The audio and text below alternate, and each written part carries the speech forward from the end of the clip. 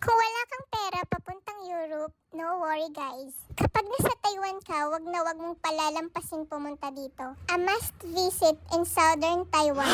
Guys, ang Mala Buckingham Palace ng Taiwan. The Jordanes Castle or mas kilalang Chateau de Jordanes. Wow! Kaya ano pang hinihintay nyo guys? Magsapatos na kayo!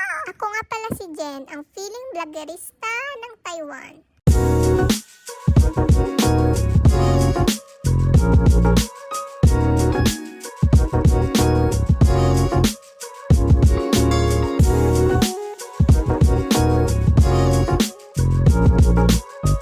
Ang ganda niya, grabe. Nature vibe ang datingan, di ba?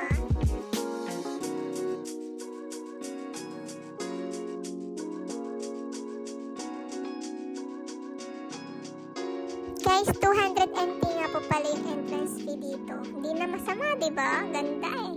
Sa mga mag-couple dyan at balak mag-prenup, guys, ito na yun. Oo eh. Guys, perfect rin yan dito sa magpamilya, magtropa. Ay, sana all na lang. Guys, pangalawang punta ko na nga pala dito. At ito lang po yung mga nakuranan ko sa loob ng castle. At ganito po yung itsura niya paggabi. At yan lang po guys for today's video. See you sa next vlog po. Bye!